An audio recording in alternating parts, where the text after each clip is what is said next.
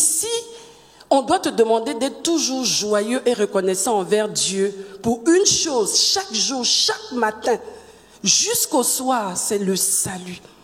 Quand on dit que quelqu'un a été sauvé, quand on parle de salut, ça veut dire qu'il y avait un danger. Eh oui, il y avait un danger. Qui est d'accord avec moi? On sort de quelque part. Chacun de nous a une histoire. Dieu nous a sauvés d'un danger certain. C'est-à-dire la domination et l'esclavage perpétuel du péché sur nos vies. La condamnation éternelle, c'était déjà bloqué, arrêté pour nous. Mais gloire à Dieu pour le rachat. Gloire à Dieu pour l'œuvre de la croix. Gloire à Dieu pour le fait qu'on ait entendu parler de cette œuvre de la croix et qu'on a accepté de donner nos vies à Jésus. Nous avons complètement basculé sous le régime de l'esprit de vie en Jésus-Christ. Et aujourd'hui, nous n'avons pas à craindre l'enfer. Notre place est garantie au ciel.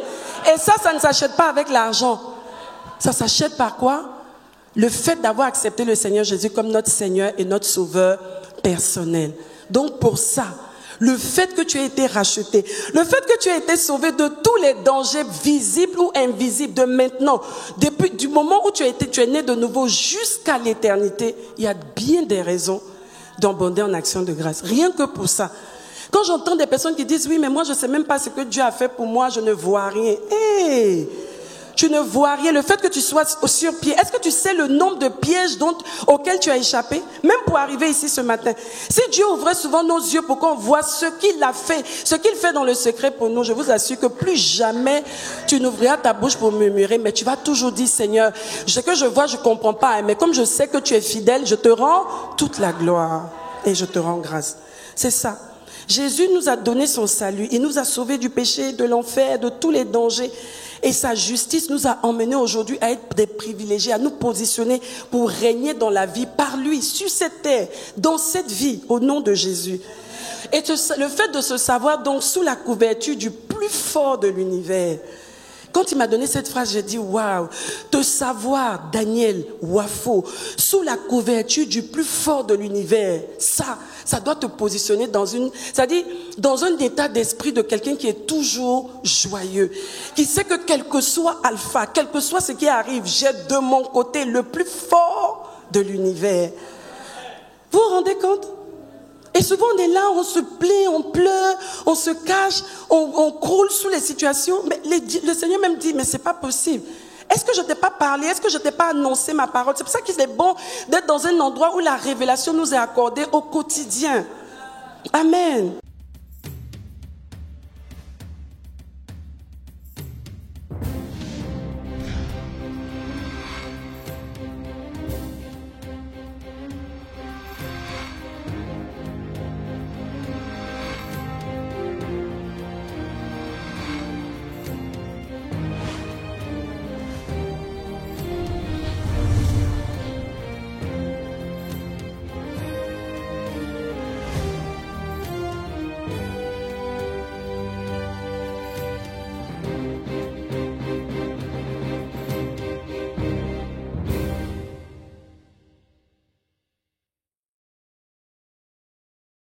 Merci pour l'infini de ta grandeur.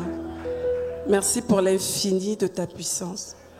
Merci pour l'infini de ton amour. Merci pour l'infini de ta prise en charge. Que ton nom soit célébré ce matin. Merci pour nos vies. Merci pour ce jour. Merci pour notre présence aujourd'hui à l'église, dans ta présence. Et pour tout le bien que tu as commencé à nous faire depuis ce matin. Que ton nom soit célébré au nom de Jésus. Est-ce qu'on peut rendre grâce à Dieu aussi pour le Père de la maison?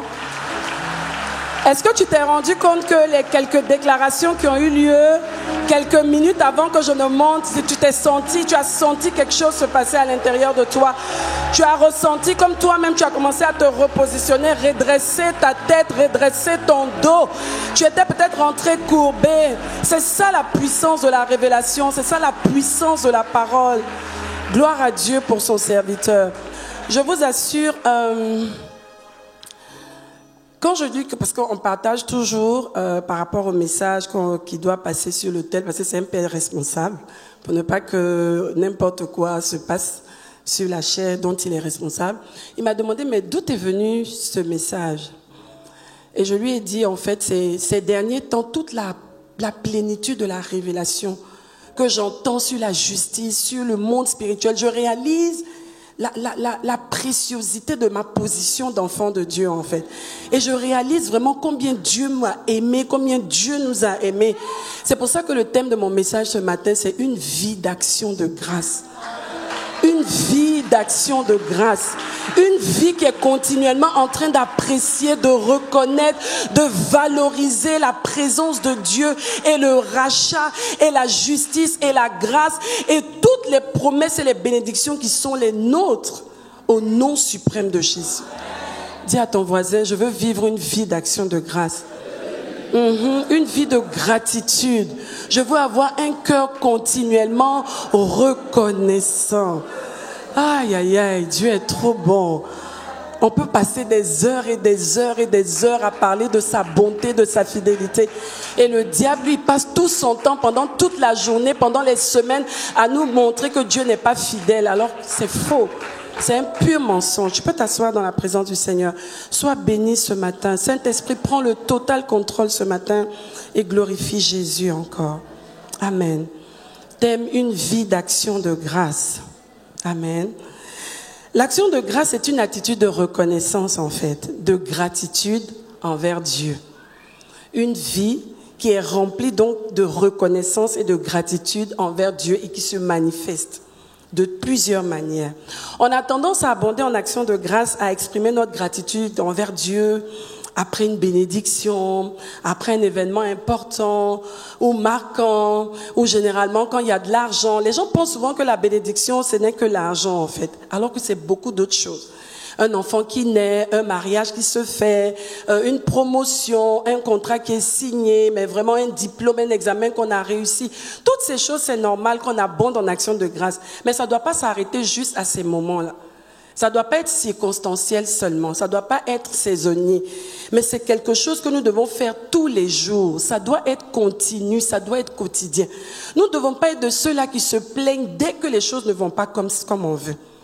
Dès que les choses ne vont pas comme on espère, dès qu'il y a un petit couac, dès qu'il y a une petite contrariété, c'est fini, Dieu n'est plus bon, c'est comme si Dieu n'est plus fort, c'est comme si Dieu n'est plus bien, c'est comme si Dieu nous a oubliés, c'est comme si ce qu'il a dit de nous c'était faux. Non, non.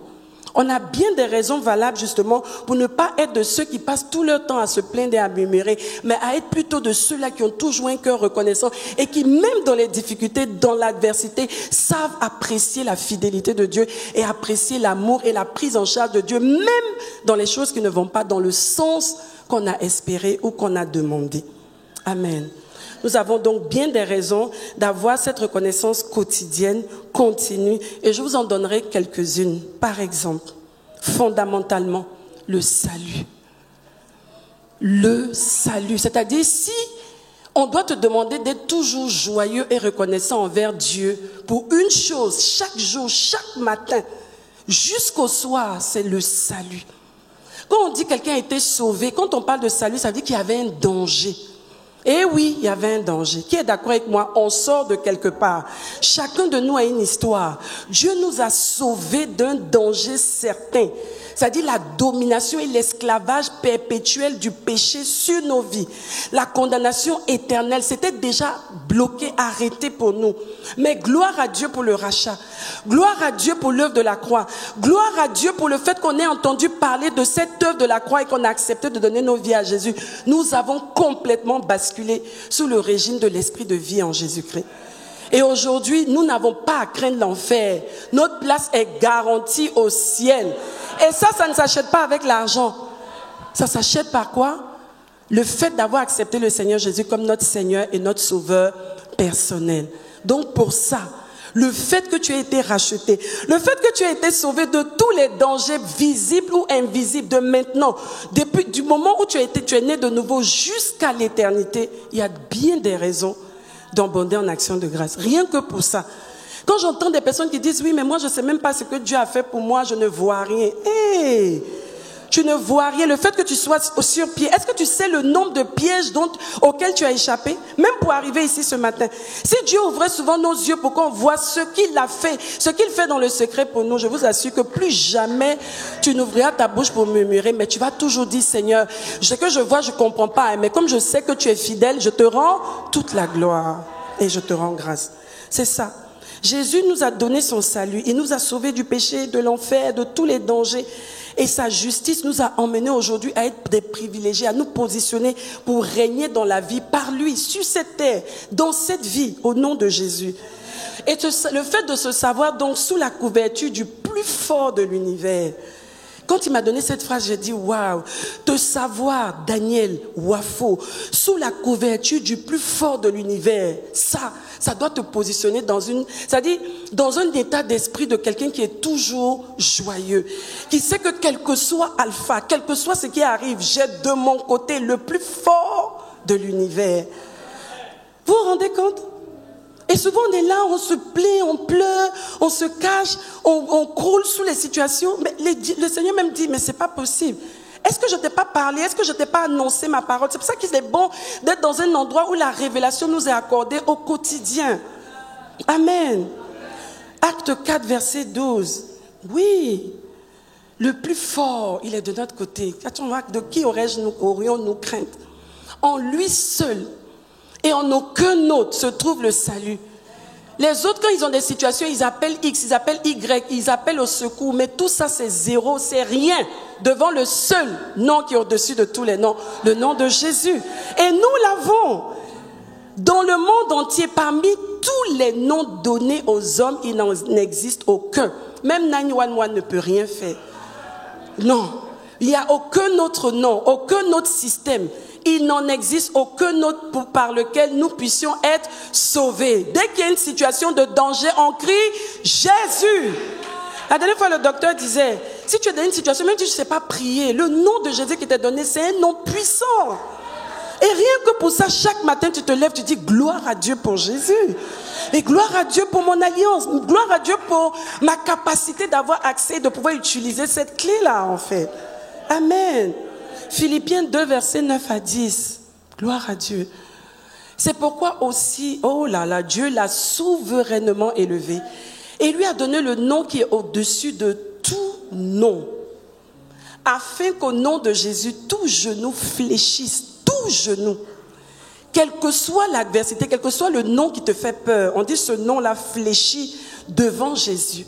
Dans les cieux, sur la terre et sous la terre. Je pensais que tu allais acclamer.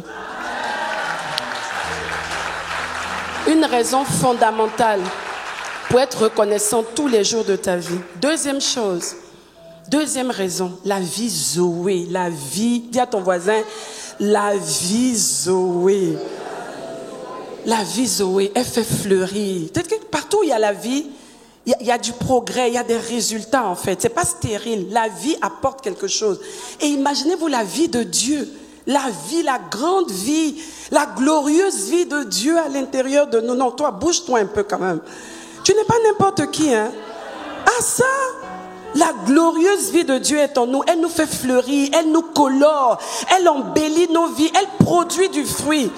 Elle te fait même avoir un aspect qui n'a rien à voir avec ce que tu étais censé être. Comme le docteur disait la dernière fois, et c'est vrai, tu ne fais pas ton âge. Pendant que les autres vieillissent, croulent sous les maladies et toutes ces choses, la vie de Dieu à l'intérieur de toi te donne de pouvoir grandir. Lui-même, il n'est même pas au courant. Je suis rentrée mercredi, je suis venue ici, on a célébré, on a dansé. Mon Dieu, qu'est-ce qu'on a dansé. Je rentre à la maison, je m'endors, et le jeudi matin, je me réveille, j'arrive pas à marcher. Je descends de mon lit, mon pied gauche que tu vois sur les talons ici. Impossible. Je n'ai parlé à personne, même lui, parce que je ne voulais même pas faire cas. Je me dis, ça c'est la distraction. On est concentré. On est focus sur... J'arrivais même pas à poser le pied. C'est-à-dire, je marchais comme ça. On est venu, on a travaillé, on a fait tout ce qu'on avait à faire. Je faisais tout. Je dis non. C'est la distraction. Moi, je sais que dimanche, je dois venir parler de l'action de grâce. Je dois venir parler de la gratitude que j'ai envers Dieu. Je ne peux pas venir parler de la gratitude que j'ai envers Dieu en boitant. Je dis, je ne sais pas d'où tu viens, mais tu retournes vite fait. Tu t'es trompé d'adresse. La vie de Dieu à l'intérieur de moi, aucune maladie ne pourra triompher. Aucune maladie. La vie de Dieu, la vie de Dieu. Je rends tellement grâce à cette vie-là qu'elle travaille et qu'elle porte du fruit à l'intérieur de ma vie. C'est ça. On dit non, à un certain âge, il y a ci, il y a ça. Tu n'auras pas ça. Si tu rends grâce à Dieu chaque jour pour la vie, cette vie-là, elle va témoigner de ce qu'en elle, il n'y a pas de maladie. C'est ça. Jean 10, 10, versets 10 à 11. Le voleur vient seulement pour voler.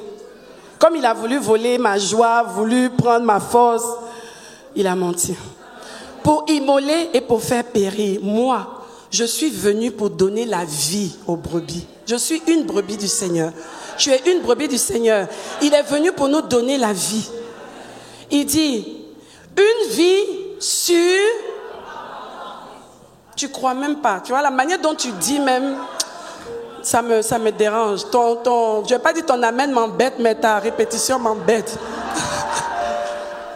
Une vie, c'est trop beau. Une vie pleine qui entre dans tous les aspects, tous les compartiments de nos vies, physiques ou matériels ou professionnels, dans tous les aspects. Elle entre là-bas et elle travaille. Gloire à Dieu pour sa vie. L'amour divin, l'amour de Dieu, les raisons. Je suis en train de donner des raisons qui doivent t'emmener chaque jour à ne jamais te laisser prendre par les murmures, les plaintes, la tristesse et l'inquiétude. Non, l'amour divin. Dieu nous a trop aimé. Et le Saint-Esprit me dit de dire à quelqu'un, ne pense pas que je parle comme ça parce que c'est lié à l'argent. Je ne sais pas pourquoi, mais il ne fait que me dire ça depuis. Ça fait près de 5 minutes. Ça n'a rien à voir. Les gens ont l'argent, ils meurent. Les gens ont l'argent, ils se suicident. Les gens ont l'argent, ils sont dépassés. Ils sont KO. Ils sont complètement, ça dit, je sais pas, mélangés, comme on dit en Côte d'Ivoire. Ça n'a rien à voir. C'est la vie de Dieu. C'est la présence de Dieu dans la vie de quelqu'un. L'amour de Dieu, l'amour divin, miséricorde, grâce, pardon, etc., qui sont les manifestations, les déclinaisons de l'amour de notre Dieu. 1 Jean 3, verset 1. 1 Jean 3, verset 1. Merci Jésus. Voyez combien... Non, est-ce qu'on peut lire ça ensemble, franchement? Voyez combien le Père nous aime.